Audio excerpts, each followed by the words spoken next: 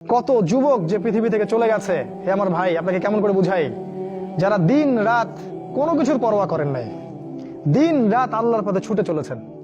ওই খালিদ বিন ওয়ালিদ রাদিয়াল্লাহু আনহুকে দেখেন, তিনি মৃত্যু সজ্জায় বলেছিলেন যে আমি জাহাদতু কাযা ওয়া কাযা, আমি যে কতই না যুদ্ধ করেছি আল্লাহর পথে, আমার শরীরে এমন একটা দাগও নাই যেখানে, মানে একটা জায়গাও বাকি নেই আমার শরীরের মধ্যে যেখানে কোনো তরবারির আঘাত নাই বা বর্ষার ছোঁয়া নাই। সেদিন তিনি মৃত্যু সজ্জায় বলছিলেন যে আজকে আমি আমার বিছানায় মারা যাচ্ছি, আমি যুদ্ধের মাঠে মারা যাওয়ার সৌভাগ্য আমার হলো না। ফালা নামাত আইনুল জুবালা, তিনি বলেছিলেন যে কাপুরুষদের দু চোখ যেন কখনো না ঘুমায়। ওই দেখো যুবক, তোমার আদর্শ। খুবাইব রাদিয়াল্লাহু আনহু, ইসলামের জন্য তাকে দায়ী করে পাঠানো হয়, রাজি নামক একটা জায়গায় কাফেররা তাকে ধরে ফেলে এবং তাকে শুল দণ্ড দিয়ে হত্যা করে। খুবাইব রাদিয়াল্লাহু আনহুকে যখন শুল দেওয়া হচ্ছিল, তিনি বলছিলেন, এই কবিতাটা ভালো করে পড়বা, রাহিকুল মাকতুম বই আছে, লাস্তু উবালি হিনা উক্তালু মুসলিমান।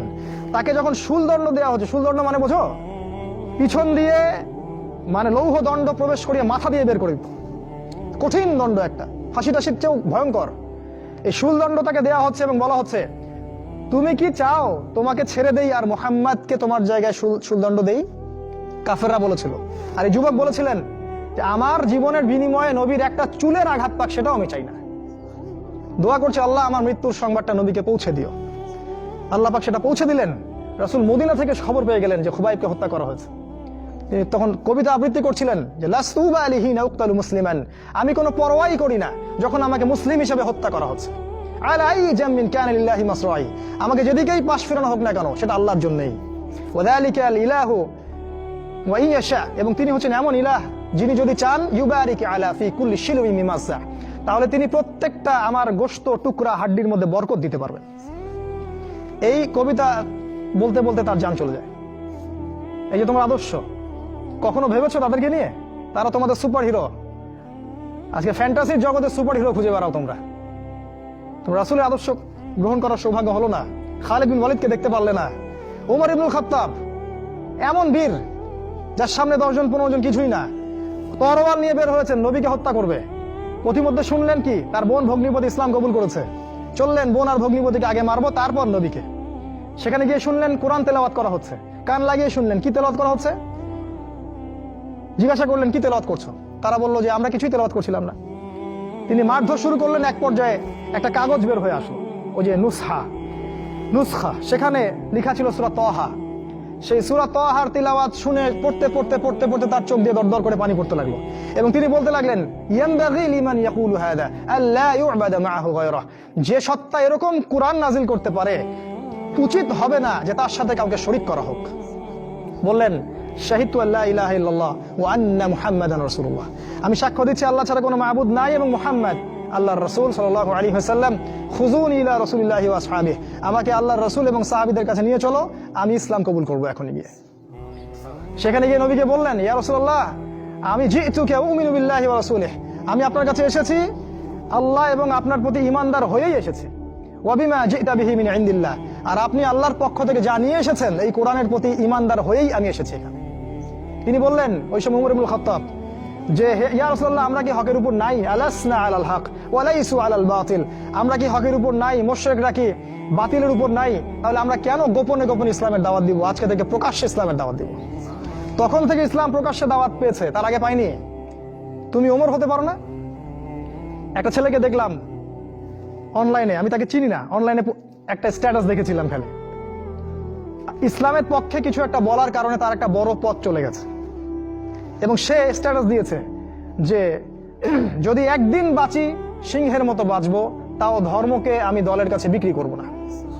মন থেকে দোয়া চলে আসলো ওর ওখানে। আমি কমেন্ট করেছি যে তোমাকে আল্লাহ ওমরের মতো কবুল করুক। হামজা বীর সাহাবী, যাকে উহুদের যুদ্ধে শহীদ করা হয়েছে। আবু জেহেল রাসূলকে চর মেরেছিল একটা। হামজা রাদিয়াল্লাহু আনহু যখন শুনেছেন আবু জেহেল রাসূলকে মেরেছে, সরাসরি আবু জেহেলের বাসায় ওকে গলার ধরে বের করে প্রচন্ড জোরে ঘুষিকে একটা মারা হলো। বলা হলো যে আমার ভাতিজা যে দিনের উপর আছে, আমিও সেই দিনের উপর আছি। রুদ্দাহা ইন ইসতাতা'তা, তোমার ক্ষমতা থাকলে আমাদেরকে ঠেকিয়ে দেখাও দেখি। তিনি রাসূলের কাছে গেলেন, বললেন, ইয়া ইবনা আখি, হে আমার ভাতিজা, কুনতু আনসুরুকা বিল হামিয়া, আমি তোমাকে সাহায্য করতাম আত্মীয়তার সম্পর্কের কারণে, আলা নানসুরুকা লিল ইসলাম, আজকের দিন থেকে আমি ইসলামের জন্য তোমাকে সাহায্য করব। আশহাদু আল্লা ইলাহা ইল্লাল্লাহ ওয়া আন্নাকা রাসূলুল্লাহ, আমি সাক্ষ্য দিলাম যে আল্লাহ ছাড়া কোনো ইলাহ নাই, তুমি আল্লাহর রাসূল। এই যে ইসলামের শক্তি বাড়তে থাকলো, তখন তো তুমি হামজার মতো হতে পারো না? হামজা রাদিয়াল্লাহু আনহু উহুদের যুদ্ধে যখন করছিলেন, তার সামনে কোনো কাফের মুশরিক টিকতে পারে নাই। আমি তোমাকে বলিনি যে অস্ত্র নিয়ে এখন বের হয়ে যাও, কথা অন্যদিকে নিয়ে যাবা না, কথাটা অন্যদিকে ঘুরাবা না। এখন তো মিডিয়ার যুগ, কথা অন্যদিকে মানুষ ঘুরায় খুব সহজে। আমি বলেছি তোমার এই চেতনাটা নাই, তুমি হামজার মতো চেতনা ধারণ করতে পারো না, উমরের মতো চেতনা ধারণ করতে পারো না। অসংখ্য সাহাবী ছিলেন এরকম। মুসআব বিন উমাইর এত ধনী সাহাবী ছিলেন, যার আতরের খুশবু ছিল আরবের সবচেয়ে দামি আতরের খুশবু। ইসলাম কবুল করে সব ছেড়ে দিলেন, এক পোশাকে তাকে কবর দেওয়া হয়েছে উহুদের মাঠে। মানে তাকে যখন শহীদ করা হয়, তার দেহের মধ্যে এতগুলো তরবারির দাগ ছিল, তুমি কল্পনাও করতে পারবে না। এই সাহাবীকে রাসূল সাল্লাল্লাহু আলাইহি ওয়াসাল্লাম যখন দাফন করলেন, তাকে দাফন করার জন্য কোনো কাফন পাওয়া যাচ্ছিল না, ঘাস দিয়ে তাকে দাফন করা হয়েছে। এই হলো মুসআব বিন উমাইর রাদিয়াল্লাহু আনহু। কত সাহাবী চলে গেছেন এমন দুনিয়া থেকে, কত বীর যোদ্ধা চলে গেলেন পৃথিবী থেকে, কিন্তু আজ পর্যন্ত তোমাদের এই আদর্শগুলো তোমরা অর্জন করতে পারলে না। তোমরা এখনো সেই পশ্চিমা সভ্যতার গোলক ধাঁধায় পড়ে আছো। ওই ইহুদি, ওই খ্রিস্টান, ওই দাজ্জাল অনুসারীরা যা শিখাচ্ছে তাই শিখছো, যা গিলাচ্ছে তাই গিলছো, মিডিয়ায় যা দেখছো তাই বিশ্বাস করছো। আল্লাহ পাক তোমাদের সবাইকে যেন ইসলামের দিকে হেদায়েত দান করেন, ফিরিয়ে নিয়ে আসেন, আল্লাহুম্মা আমিন। কয়েকটা পয়েন্ট খালি আকারে বলছি, কি করবা তুমি এখন।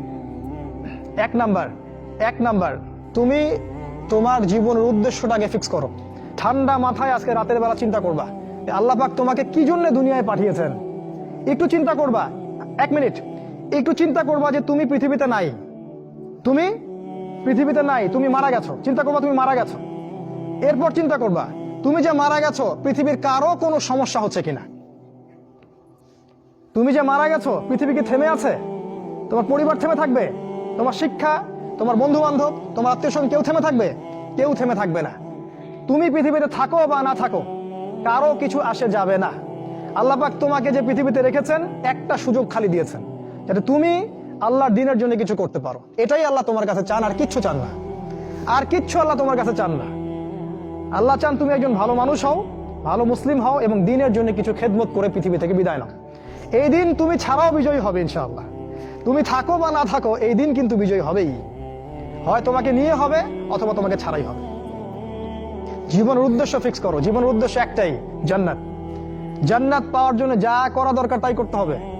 কোরআন হাদিস মেনে চলা থেকে শুরু করে আমল করা, আদব আখলাক সবকিছু এর মধ্যে চলে আসবে ইনশাআল্লাহ। আল্লাহ পাক তোমাকে পথ দেখাবেন। আগে তুমি জীবনের উদ্দেশ্য ফিক্স করো। একটা কথা বলি, সবাই তোমাদেরকে বলবে জীবনে সফল হতে হবে। অনেক কথা আমি বলছি আমার ব্যক্তিগত অভিজ্ঞতা থেকেই বলছি। আল্লাহ পাক আলহামদুলিল্লাহ ফার্স্ট সেকেন্ড ছাড়া রেজাল্ট আমাদের হতো না। যখন থেকে আমরা বুঝতে পেরেছি যে ট্র্যাকে আমরা যাচ্ছি সে ট্র্যাকটা ভুল, সে ট্র্যাকটা ভুল, এই বুঝটা যখন থেকে আসছে আমাদের মধ্যে, আমরা চেষ্টা করছি অন্যদেরকে আমাদের শিক্ষা দিয়ে সচেতন করার জন্য। আমরাও ভুল করেছি, ভুলের উপর ভুল করেছি। আল্লাহ পাক যেন মাফ করেন, আল্লাহুম্মা আমিন। সাফল্যের সংজ্ঞা শেখানো হতো আমাদেরকে পরিবার থেকে। সফল হতে হবে বাবা, নিজের পায়ে দাঁড়াতে হবে, বাবাকে দেখতে হবে, মাকে দেখতে হবে, অমুক তমুক ইত্যাদি ইত্যাদি। বিয়ে করবি কি নিয়ে, তোর তো কিছুই নাই, বলে না কথাগুলো আপনাদেরকে। চাকরি বাকরি করতে হবে, প্রতিষ্ঠিত হতে হবে। শোনো, সাফল্যের একটা সংজ্ঞা দিয়েছেন আল্লাহ কোরআনে, একটাই সংজ্ঞা, সূরা আল ইমরানের মধ্যে আছে। আজকে আমি সব ডিটেলস বলার সময় পাচ্ছি না। সূরা আল ইমরানের মধ্যে আছে, কুল্লু নাফসিন যায়িকাতুল মাউত, প্রত্যেকটা নফস মারা যাবে এবং কিয়ামতের মাঠে তাদের পুরোপুরি প্রতিদান তাদেরকে দেয়া হবে। এখানে আল্লাহ সাফল্যের সংজ্ঞা দিয়েছেন, ফামান যুহজিহা আনিন নার ওয়া উদখিলাল জান্নাহ ফাকাদ ফাজ। ওই দিন কিয়ামতের মাঠে যাকে জাহান্নাম থেকে বাঁচানো হবে আর জান্নাতে প্রবেশ করানো হবে, ফাকাদ ফাজা, এই ব্যক্তি হচ্ছে সফল। সাফল্যের সংজ্ঞা কোথায় পাইলেন? যদি আমরা জাহান্নাম থেকে বাঁচতে পারি প্রত্যেক ব্যক্তি এবং জান্নাতে যেতে পারি, সেই সফল। এছাড়া কেউই সফল না, এই পৃথিবীর কেউই সফল না, কেউ না। সে যত বড় রাষ্ট্রনেতা হোক, পণ্ডিত হোক, বিজ্ঞ হোক, পণ্ডিত কে হয় হোক, যার দাপটে সারা বিশ্ব কাঁপে, এও সফল না যদি না সে জান্নাতে যেতে পারে। কিন্তু একজন এই ভ্যান চালক, এক রিক্সা চালক, এক আমার ওই গরিব চাচা, ওই কৃষক, সে যদি হিসাব দিয়ে জান্নাতে যেতে পারে, সে সফল। তিনিই সফল, তিনি আল্লাহর কাছে পছন্দের বান্দা। অতএব জীবনের উদ্দেশ্যটাকে ঠিক করে ফেলো, এটা প্রথম কাজ। দ্বিতীয় কাজ, তোমাকে জ্ঞান অর্জন করতে হবে। দ্বিতীয় কাজ, কিসের জ্ঞান অর্জন করবে? যে জ্ঞান তোমাকে আল্লাহর দিকে নিয়ে আসবে সেই জ্ঞান অর্জন করতে হবে। কোন কোন সাবজেক্ট পড়তে হবে তোমাকে? তোমাকে প্রথমত কোরআন পড়তে হবে, তেলাওয়াত করা শিখবে, অর্থ জানবে, আরবি ভাষা শেখার চেষ্টা করো, কোরআনের আদেশ মানো, নিষেধগুলো ছেড়ে দাও, এবং কোরআনের দাওয়াত মানুষের কাছে পৌঁছে দাও। কোরআনের দাওয়াত মানুষের কাছে পৌঁছে দাও এবং কোরআনের বিধান বাস্তবায়নের জন্য আল্লাহর পথে চেষ্টা করো। আর কি সাবজেক্ট পড়তে হবে? তোমাকে হাদিস পড়তে হবে, রাসূলের হাদিস, অসংখ্য হাদিস, এগুলো পড়তে হবে তোমাকে। আর কি পড়বে? ইসলামের ইতিহাস তোমাকে পড়তে হবে। ইসলামের ইতিহাস জানবে না, তাহলে হীনমন্য জাতি হবে। তুমি জানবেই না তোমার এই বাপ দাদারা ছিল সিংহ পুরুষ, তুমি এটা জানবেই না। তোমার শেকড় যে এত সিংহ পুরুষ দিয়ে ভর্তি, এটা তুমি জানোই না। এই জন্য হীনমন্যতায় ভোগো, মনে হয় যে আমাদের কেউ নাই, আমরা এতিম। জি না, আমরা এই বিশ্ব শাসন করেছি 100 বছর আগেও। 100 বছর আগেও এই পুরো বিশ্ব আমাদের হাতে ছিল। এখন যা দেখছো এরকম অতীত এরকম ছিল না। একটা ওমরের হুঙ্কারে সারা বিশ্ব কেঁপে যাইতো। এক আলী রাদিয়াল্লাহু আনহু যদি জিহাদের মাঠে হুঙ্কার দিতেন, সমস্ত কাফেরের হৃদয় একদম দরদর করে কাঁপতে থাকতো। আমাদের সিংহ পুরুষ বাবারা দাদারা এরকম ছিলেন। আমরা এত হীনমন্য জাতি ছিলাম না। আজকে আমরা আমাদের পরিচয় ভুলে গেছি। ইতিহাস পড়তে হবে তোমাকে। আর কি পড়তে হবে? ইসলামের অর্থনীতি পড়বে। অর্থনীতি জানো না, তুমি হালাল হারাম বুঝতে পারবে না। ওরা তোমার সাথে প্রতারণা করে এমন হারাম ঢুকিয়ে দিবে, তুমি বুঝতেই পারবে না এটা হারাম ছিল। ইকোনমিক্স পড়তে হবে, খুব ইম্পর্টেন্ট সাবজেক্ট এই জামানার জন্য। আর কি পড়তে? পলিটিক্যাল সায়েন্স, এই বিশ্ব রাজনীতি সম্পর্কে পড়াশোনা করবে, এটা গুরুত্বপূর্ণ সাবজেক্ট। এছাড়া জেনারেল লাইনে যে পড়াশোনাগুলো করছো এগুলো ভালো, আমি এগুলো পড়তে নিষেধ করিনি। আমি বলেছি এগুলোর শিকড়টা হবে ইসলামিক। তুমি ডাক্তার হওয়ার, ইঞ্জিনিয়ার হওয়ার, কি হও, এটাতে আমাদের কোনো আপত্তি নাই। শিকড়টা হতে হবে ইসলামিক, কোরআন এবং সুন্নাহ ভিত্তিক। আর একটা সাবজেক্ট পড়বে ফিকহ। ফিকহ যদি না পড়ো তাহলে কি হবে জানো? তাহলে নফল মোস্তাহাব আমলগুলো নিয়ে মারামারি কাটাকাটি করে ফরজ ঐক্য নষ্ট করে ফেলবা। এখনকার দেখো না যে অল্প কিছু পড়াশোনা করে, 2 পাতা পড়াশোনা করে দায়ী হয়ে গেছে একেবারে। কোরআনটা ঠিক মতো পড়তে পারে না, রিডিং ঠিক মতো পড়তে পারে না, বড় বড় ফতোয়া দিয়ে বেড়াচ্ছে, ওইটা হালাল আর ওইটা হারাম, ওইটা অমুকের এই নাই অমুকের সেই নাই। হচ্ছে না এটা ফিকহ না জানার কারণে হচ্ছে। ফিকহের বুঝ কঠিন বুঝ, গভীর বুঝ। এই জন্য ইমাম আবু হানিফা থেকে শুরু করে যত ফকিহ ছিলেন সবাইকে ভক্তি শ্রদ্ধা সম্মান করতে শিখো। ফিকহটা অনেক কঠিন একটা জিনিস। আমরা তো এখানে সমালোচনা বেশি করতে চাই, এটা ঠিক না। এই ফিকহের জ্ঞান না থাকলে তুমি কোনটা ফরজ, কোনটাকে বেশি গুরুত্ব দেওয়া লাগবে, কোনটা নফল, কোনটাকে মুস্তাহাব, কোনটা ওয়াজিব পর্যায়ের, কোনটা সুন্নতে মুআক্কাদা, কোনটা কি, সব বুঝতে পারবে না। আর না বুঝতে পারলে তুমি কি করবা? যে বিষয়ে ছাড় দেয়া যেত সেটাকে ছাড় না দিয়ে তুমি বড় বড় জিনিসগুলোকে ভেঙে ফেলবা। খেয়াল করে দেখবেন, ছোট ছোট মাসআলাগুলোকে নিয়ে, যেগুলো ইখতিলাফি মাসআলা, যেগুলো নিয়ে সাহাবায়ে কেরামদের মধ্যে দ্বিমত ছিল, এগুলোকে নিয়ে বাংলাদেশে শত শত দল হয়ে গেছে। হয় নাই? কোন দল কি বলেছে আল্লাহ নাই? কোন দল বলে যে রাসূল নাই, কোরআন নাই, আমাদের কেবলা আলাদা, এটা বলে? সবার আল্লাহ এক, রাসূল এক, কেবলা এক, কোরআন এক, সুন্নাহ এক, সব এক। তাহলে এতগুলো দল কেন হলো? ওই যে সংকীর্ণ মানসিকতা এবং এই ফিকহের বুঝ না থাকার কারণে হয়েছে। তাই ফিকহটা পড়বে, না হলে তোমার দ্বারা উপকার না হয় উম্মার ক্ষতি হয়ে যাবে। আর 2 একটা সাবজেক্ট বলছি, জিও পলিটিক্স, ভূ রাজনৈতিক প্রেক্ষাপটটা পড়তে হবে তোমাকে। এর সাথে একটা সাবজেক্ট অবশ্যই পড়বে, রাসূলুল্লাহ সাল্লাল্লাহু আলাইহি ওয়াসাল্লামের জীবনী। এই কয়েকটা সাবজেক্ট পড়তে পারো, শেষ জামানায় ইনশাআল্লাহ আল্লাহ পাক তোমার হাতে পতাকা দিবেন এবং তুমি আল্লাহর দ্বীনের পতাকা বহন করবে ইনশাআল্লাহ। জ্ঞান নাই, কিচ্ছু করতে পারবে না। যদি তুমি জ্ঞান অর্জন করতে না পারো, তুমি বাতিলের মোকাবেলা করতে পারবে না। এখনকার যুদ্ধটা অস্ত্রের যুদ্ধ না, এখনকার যুদ্ধ জ্ঞানের যুদ্ধ। তুমি ওদের সাথে অস্ত্রের যুদ্ধ করে পারবে না। এখনকার যুদ্ধটা জ্ঞানের যুদ্ধ। ওটাও আসবে সামনে, যখন ইমামুল মাহদী আসবেন, সারা বিশ্ব জুড়ে মালহামা শুরু হবে, তখন মহাযুদ্ধ। এই ফিজিক্যাল স্ট্রেংথ নিয়ে, মেন্টাল স্ট্রেংথ নিয়ে, ইমানের স্ট্রেংথ নিয়ে পারবে না। জ্ঞান অর্জন করো, কারণ রাসূল সাল্লাল্লাহু আলাইহি ওয়াসাল্লামকে প্রথম আল্লাহ আদেশ করেছেন ইকরা, পড়ুন।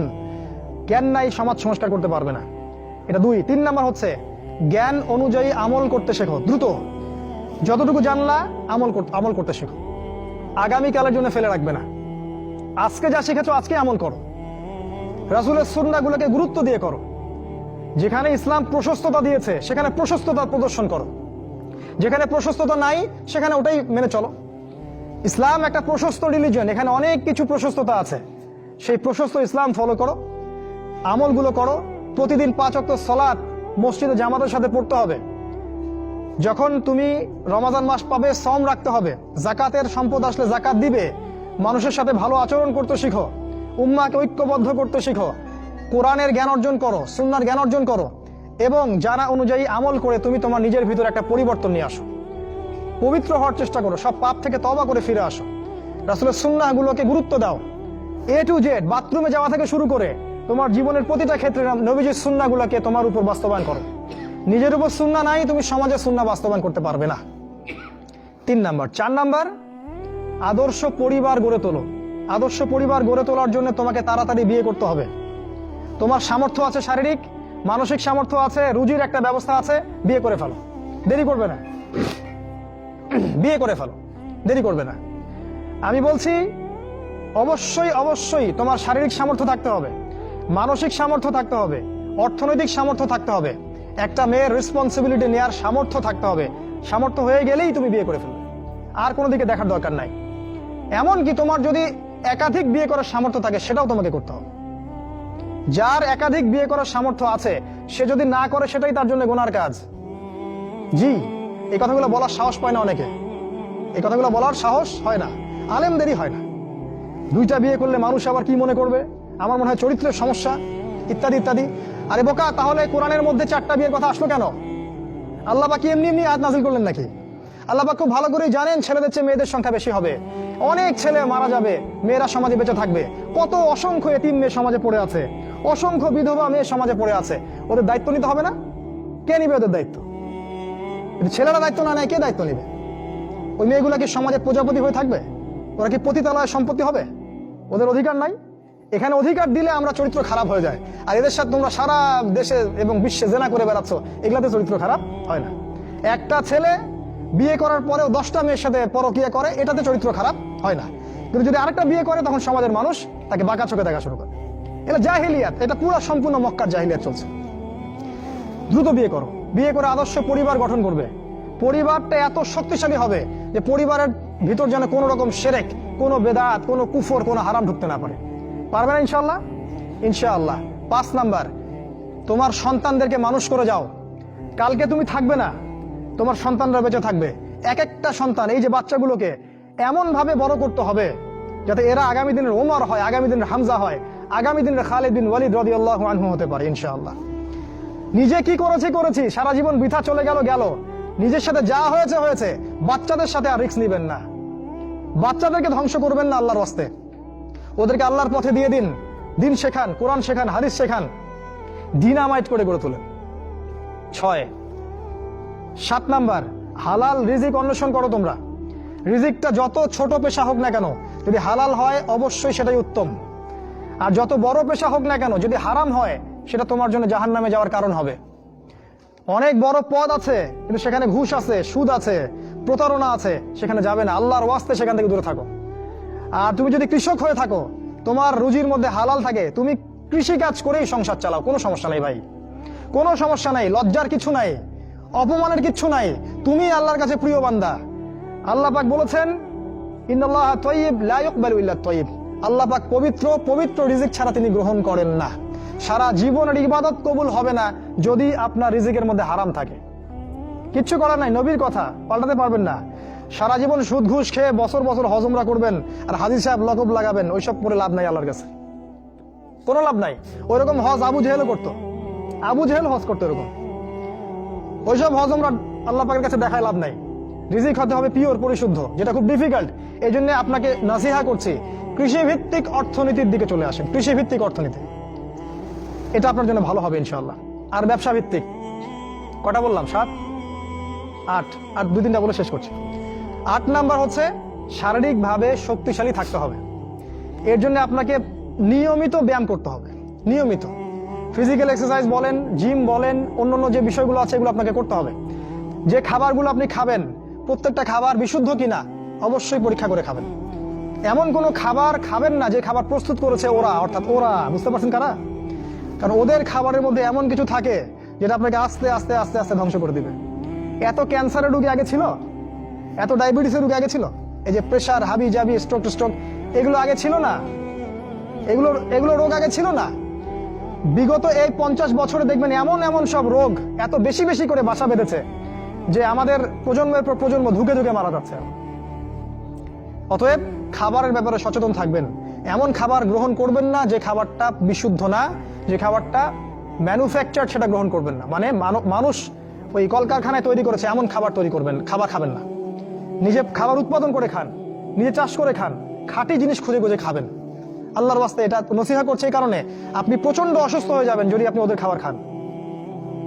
আজকে বুঝতে পারবেন না, যখন হবেন তখন আমার কথা বুঝতে পারবেন। এটা কত বলো? 8, 9 নাম্বার মুসলিম উম্মাহ। আর দুটো বলে শেষ করি। 9 নাম্বার হচ্ছে মুসলিম উম্মার মাঝে এই যে বিভক্তি চলছে, আপনি বিভক্তিটাকে দূর করে একটা জায়গায় নিয়ে আসার চেষ্টা করেন। কিভাবে করবেন? নতুন একটা দল খুলতে হবে না। আপনি যদি একটা প্রতিষ্ঠান করে থাকেন, একটা ফাউন্ডেশন করে থাকেন, একটা সংগঠন করে থাকেন, যেটাই করে থাকেন, আপনি যদি এতটুকু নসিহা গ্রহণ করেন যে হ্যাঁ, এই শতদা বিভক্ত এই উম্মার প্রত্যেকেই আমার ভাই, সে যে মাযহাবী হোক আর যে তরিকাই হোক, সে আমার ভাই, সেও মুসলিম আমিও মুসলিম, তার সাথে আমার কিছু বিষয় হয়তো দ্বিমত আছে, কিন্তু এই না, তার মানে এই না যে সে কাফের আর আমি মুশরিক, সে কাফের আর আমি মুসলিম, এমন নয়।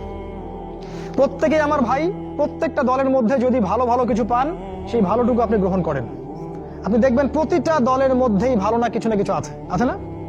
নাকি নাই? সবই খারাপ? প্রত্যেকটা ইসলামপন্থী দলের মধ্যেই ভালো কিছু না কিছু অবশ্যই আছে, সেই ভালোটাকে আপনি নিয়ে নেন, ব্যাস হয়ে গেল। আর প্রতিটা ইসলামপন্থী দলের মধ্যে দেখবেন কিছু না কিছু বিতর্কিত বিষয় আছেই, নাকি সব 100% পারফেক্ট আছেই, ওগুলোকে আপনি ছেড়ে দেন, দিয়ে আপনি সবাইকে নিয়ে বসার চেষ্টা করেন। যেটাই করবেন সবাইকে নিয়ে করার চেষ্টা করেন। হ্যাঁ, এখানে মতবিরোধপূর্ণ যে মাসআলাগুলো আছে, এখানে আপনি উদারতা প্রদর্শন করুন, ফিকহের ব্যাপারে উদারতা প্রদর্শন করুন, আকীদার ব্যাপারে আপনি স্ট্রং থাকেন, ব্যাস। এভাবে আপনি উম্মার মধ্যে একটা ঐক্য আনতে পারবেন ইনশাআল্লাহ। আর এই উম্মার ঐক্য যদি না থাকে, তাহলে আগামী দিনগুলোতে এই উম্মাকে বাঁচাতে পারবে না কেউ না। এই উম্মার ঐক্য যদি ধ্বংস হয়ে যায়, যেটা হয়ে গেছে প্রায়, এই অবস্থা যদি চলতে থাকে আগামী 10 বছর, এই উম্মার ধ্বংস কেউ ঠেকাতে পারবে না ইল্লা মাশাআল্লাহ। খুবই কনসিয়াস থাকেন, এটা ফরজ জিনিস। ওয়া'তাসিমু বিহাবলিল্লাহি জামিআ, আল্লাহ পাক বলেছেন আল্লাহর রজ্জু একসাথে শক্ত করে ধরো, এটা আল্লাহর আদেশ। আর যেটা আল্লাহর আদেশ সেটা ফরজ। আপনার জোরে আমিন বলা ফরজ নয়, পায়ে পা লাগানো ফরজ নয়, রফুল ইয়াদাইন করা ফরজ নয়, আপনারা যে আরো জিকিরের তরিকাগুলো বের করেছেন এগুলো ফরজ নয়। এগুলো গুরুত্বপূর্ণ হতে পারে, সুন্নাহ, ফরজ নয়। ওয়া'তাসিমু এটা ফরজ। আল্লাহর রজ্জু শক্ত করে একসাথে ধরে থাকো, এটা ফরজ। আপনি ফরজটাকে ছেড়ে দিয়ে সুন্নাহ ধরতে পারেন না। যদি ধরেন তাহলে আপনি নির্বোধ, আপনি বোঝেন না যে কোনটাকে বেশি গুরুত্ব দিতে হবে। অতএব উম্মার ঐক্যের জন্য কাজ করুন। যারা ঐক্যের জন্য কাজ করছে ওদেরকে সহযোগিতা করুন। আপনার সময় থাকলে সময় দেন, মেধা থাকলে মেধা দেন, অর্থ থাকলে অর্থ দেন, অথবা দোয়া করে সহযোগিতা করুন। যেভাবে পারেন আপনি তাদেরকে সহযোগিতা করুন। লাস্ট আরেকটা হচ্ছে, আপনাকে আল্লাহ পাক যে সময়টুকু দিয়েছেন এই যৌবনের, এই দুনিয়ার জীবনের, আল্লাহর দ্বীনের দাওয়াত আপনি প্রচার করেন। আপনার মধ্যে যতটুকু ইলম কালাম আছে, বাল্লিগু আন্নি ওয়ালাউ আয়া, একটা আয়াতও যদি জানো আমার পক্ষ থেকে, প্রচার করে দাও। প্রতিটা দিন আপনি আল্লাহর পথে দাওয়াতের জন্য নেমে পড়েন। ফুল টাইম দায়ী হতে বলছি না আমি, পার্ট টাইম দায়ী হয়ে যান। প্রতিটা দিন কিছু না কিছু সময় আল্লাহর দ্বীনের জন্য ব্যয় করেন। মসজিদে বসেন, তালিম করেন, লোকজনকে নামাজের দিকে ডাকেন, আল্লাহর পথে সময় দেন। আপনি যারা দ্বীনের পথে কাজ করছে ওদেরকে হেল্প করেন, নিজে দাওয়াতি কাজ করেন, আপনার সেক্টরে দাওয়াতি কাজ করেন, নিজের মধ্যে, নিজের বন্ধু মহলে, পরিবারে, আপনার আত্মীয় স্বজনের মধ্যে দাওয়াত দিতেই থাকেন। শুনুক না শুনুক নাই, কথা বলেন নাই, শুনুক বা না শুনুক, আপনি দাওয়াতি কাজ করতেই থাকেন। ইনশাআল্লাহ এই 10টা কাজ যদি আপনারা যুবকরা করতে পারেন, আমি আশাবাদী ইনশাআল্লাহ আগামী দিনগুলোতে আপনি হবেন ইমামুল মাহদির সৈনিক ইনশাআল্লাহ। আজকে আর লম্বা করছি না। আল্লাহ পাক আমাদের সবাইকে এই 10টা গুণাবলী অর্জন করার তৌফিক দান করুন, এবং আমাদের জীবন এবং আমাদের যৌবনটাকে আল্লাহর পথে ঢেলে দেওয়ার, উৎসর্গ করার তৌফিক আল্লাহ পাক দান করুন। আল্লাহ রাব্বুল আলামিন আমাদের প্রত্যেককে কোরআন এবং হাদিসের বুঝ দান করুন, আল্লাহুম্মা আমিন। আল্লাহ পাক আমাদের সবার আদর্শ পরিবার গড়ে দিন, হালাল রিজিকের ব্যবস্থা করে দিন, আমাদের বিয়েগুলোকে আল্লাহ সহজ করে দিন। আল্লাহ পাক সমাজের সমস্ত জাহেলিয়াত থেকে আমাদেরকে হেফাজত করুন। আল্লাহ পাক আমাদেরকে কোরআন, সুন্নাহ এবং রাসূলের আদর্শ জীবন গড়ার তৌফিক দান করুন। আল্লাহ পাক আমাদেরকে ইসলামের ইতিহাস পড়ার তৌফিক দান করুন, আমাদেরকে ইসলামের বীর সেনানী হওয়ার তৌফিক দান করুন। আমাদের মৃত আত্মীয় স্বজনদেরকে আল্লাহ পাক মাফ করে দিন।